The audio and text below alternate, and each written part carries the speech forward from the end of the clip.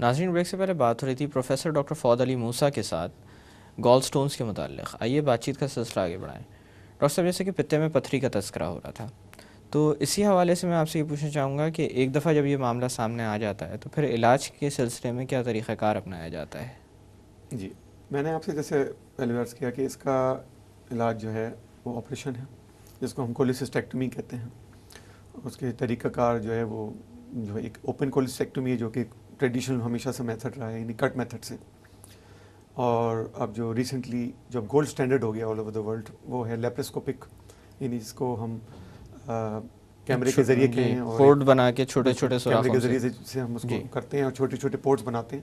اس میں بیسکلی 2 5 ملی میٹر کے پورٹ ہوتے ہیں اور 2 10 ملی میٹر کے، اور اس کے ذریعے ہم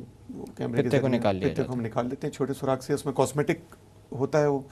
بڑا چھوٹے سوراخ ہوتے ہیں تو پیشنٹ کی ریکوری بھی جلدی ہوتی ہے. اور اس میں اوپن سے کمپلیکیشن، زخم وغیرہ چونکہ چھوٹے ہوتے ہیں تو زخم بھی جلدی ہیل کر جاتا ہے، خاص طور پہ جیسے ڈائبٹک پیشنٹس ہیں یا تو اوبیس پیشنٹس ہیں، تو ان کے اندر جو ہے وہ یہ پیچیدگیاں بچ جاتی ہیں. ڈاکٹر صاحب، لوگ سرجری کروانے سے کافی اجتناب کرتے ہیں، اور اکثر و بیشتر لوگ عموماً ڈاکٹر سے بھی یہی ڈسکس کرتے نظر آتے ہیں کہ سرجری نہ ہو، کوئی اور طریقہ کار اپنا لیا جائے. تو کوئی نان سرجیکل ٹریٹمنٹ ہے اسٹونز کے معاملے میں موجود؟ ہاں دیکھیں، اس میں جو ہے وہ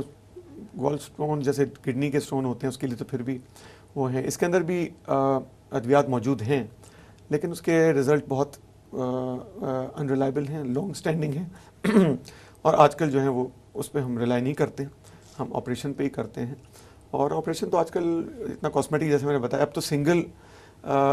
جو ہے وہ سنگل پورٹ میتھڈ جس کو ہم سیلز کہتے ہیں، سنگل پورٹ، یعنی وہ ناو کے ذریعے سے بھی جو ہے جس کو اسکارلیس سرجری، اس کے ذریعے بھی نکالا جاتا ہے. It's a quite safe surgery, بہت ہی کامنلی آج کل ہو رہی ہے سرجری. اور میرا نہیں خیال کہ اس میں کوئی اس میں کسی بھی بہت زیادہ پریشانی کی بات ہے کہ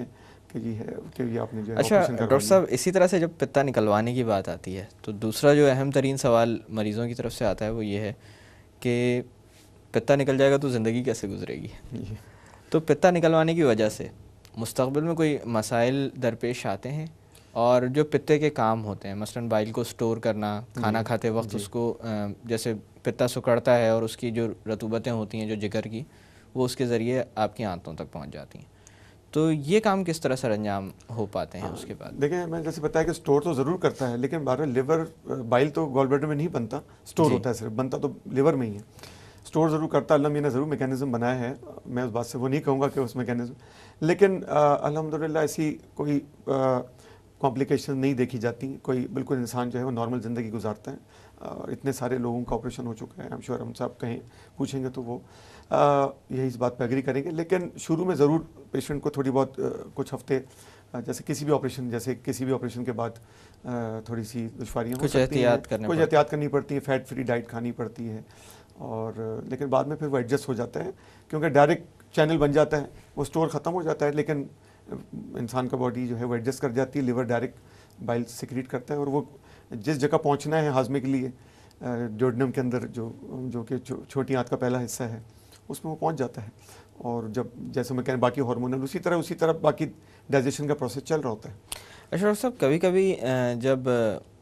لوگ پتے کی سوزش کے ساتھ آتے ہیں، اور خاص کر جب وہ اچانک سامنے آئی ہو، اس میں مریض کی حالت بڑی ابتر ہو رہی ہوتی ہے کہ کھایا پیا کچھ بھی پیٹ میں رک نہیں رہا ہوتا، بار بار الٹیاں آ رہی ہوتی ہیں، اور کافی تکلیف میں بھی ہوتے ہیں لوگ. ایسے میں عموماً ڈاکٹرز ایک ظالمانہ عمل کرتے ہیں، میں اس کو ظالمانہ اس لیے کہہ رہا ہوں کہ منہ سے غذا بالکل بند کروا دی جاتی ہے اور ادویات وغیرہ دی جاتی ہیں. ایسے میں سرجری بھی ایڈوائز نہیں کی جاتی فار دا ٹائم بینگ. کوئی خاص وجہ اس کی؟ ہاں، میں نے تھوڑی دیر پہلے ذکر کیا تھا، یہ اس کی وجہ وہی ہے، بہرحال میں پھر ریپیٹ کر دیتا ہوں. وہ اس میں یہ ہوتا ہے کہ جب ایکیوٹ کولسٹائٹس کے ساتھ پریزنٹ کرتا ہے تو اس میں چونکہ ورم ہوتا ہے اس کے اندر اتنا زیادہ، اور میں نے بتایا کہ آنتریاں یا اور دوسری جس کو ایک فیٹ اومنٹم ہم کہتے ہیں، اس واقع اس میں ایک چپک جاتا ہے، ایک ماس بنا دیتا ہے. یہ وہی چیز ہے جیسے کہ ایک اپینڈیکولر لمپ کی ہم بات کرتے ہیں، اپینڈکس میں بہت دفعہ جو ہے وہ اندر ماس بن جاتا ہے تو پھر ہم اس کو 6 ویکس کے بعد اپینڈکس نکالتے ہیں. اسی طرح اس کو بھی ہم 6 ویکس کے بعد ہم اس کا کرتے ہیں. اگر ہم اس وقت کر دیں آپریشن تو پیچیدگیاں ہونے کے چانسز ہوتے ہیں، لیکن اگر وہ پیشنٹ جلدی پریزنٹ کر جاتا ہے، 2-4 دن ہی کی اس کی ہسٹری ہو، شارٹ ہسٹری، اور صحیح اگر ہمیں ہسٹری اس کی مل جائے تو ہم فوراً بھی کیا جا سکتا ہے. اور آج کل تو ایکیوٹ کے اندر بھی آپریشن کر رہے ہیں، اس میں کوئی کانٹر انڈیکیشن نہیں ہے، لیکن اگر جب پیشنٹ ایکیوٹ کے ساتھ پریزنٹ کرتا ہے تو بہتر سمجھا جاتا ہے کہ اس کو پہلے کنزرویٹو ٹریٹمنٹ، اور آپ جیسے بتایا کہ کھانا پینا، وہ اس لیے کہ تاکہ دیکھیں میں نے آپ کو بتایا تھا کہ جب معدے کے اندر جب کھانا آتا ہے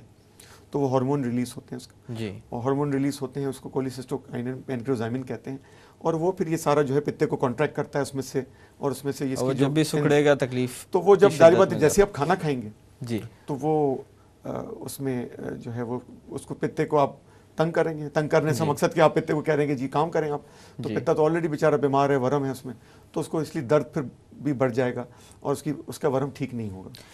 ان سرجریز کی یا سٹونز کو یا گال بلیڈر کو ریموو کرنے کے لیے جو سرجریز کی جاتی ہیں، اس کی کمپلیکیشنز یا پیچیدگیاں ہوتی ہیں کوئی؟ جی دیکھیں، جیسے کسی بھی آپریشن کی پیچیدگی ہوتی ہے، اس کے علاوہ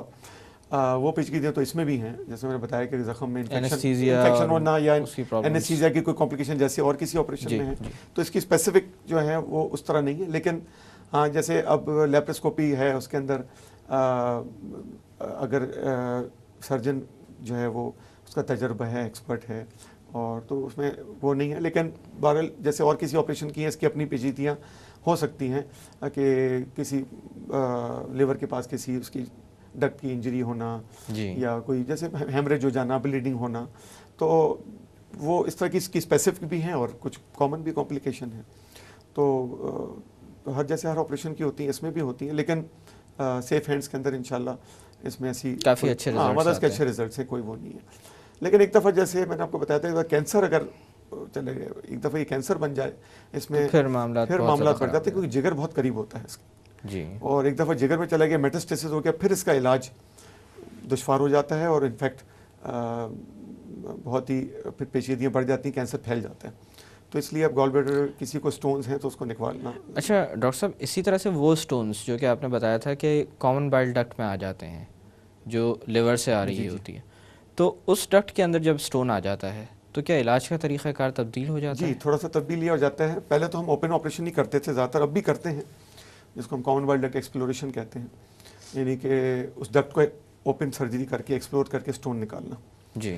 لیکن چونکہ وہ ایک بڑا زخم ہے، اس کی اپنی پیچیدگیاں ہیں، اس کو سنبھالنا اب بھی ہوتا ہے اور بہت جگہ کرنا پڑتا ہے، کبھی زیادہ ملٹیپل سٹون ہوں، بڑے سٹون ہوں، یا دوسرے میتھڈ جو میں ابھی ذکر کروں گا اس کا، وہ دوسرا میتھڈ ہے ERCP، وہ جو انڈوسکوپی ہے اسی میتھڈ سے کرتے ہیں، اسی سے ہی جو ہے یہ جو ڈکٹ ہوتی ہے اوپن ہوتی ہے، میں نے بتایا تھا چھوٹی آنت ڈیوڈنم میں، سیکنڈ پارٹ آف ڈیوڈنم میں، وہاں ایک اوپننگ ہوتی ہے، اس اوپننگ کو یہ تھوڑی سی سوراخ کو بڑا کر دیتے ہیں، اس کو پیپلوٹمی کہتے ہیں، اس کو اوپن کر کے اس کے اندر پھر وہ جو ہے وائر ایک انٹروڈیوس کرتے ہیں، اس میں گائیڈ وائرس میں جو ہے ڈورمیا باسکٹ ہوتا ہے، اس کے ذریعے جو ہے وہ سٹون کو ریٹریو کر لیتے ہیں، اور وہ ایک دفعہ جب جو لائن ہے وہ کھل جاتی ہے، اس میں سٹون سارے انٹسٹائن کے ذریعے اور جیسی اس کا جو رکاوٹ ہے وہ اسٹاپ ختم ہو جاتی ہے، آبسٹرکشن، تو پیشنٹ کا جانڈس ختم ہونا شروع ہو جاتا ہے، پیشنٹ ٹھیک ہو جاتا ہے، بہتری کی طرف آ جاتے ہیں۔ ویسے یہاں پہ تھوڑی دیر کے لیے باتوں کا سلسلہ روکتے ہیں۔ ناظرین، وقت ہوا ایک چھوٹی سی کمرشل بریک کا، بریک سے واپس آ کر گال سٹونز کے متعلق مزید بات کی جائے گی، اسٹے ود اس۔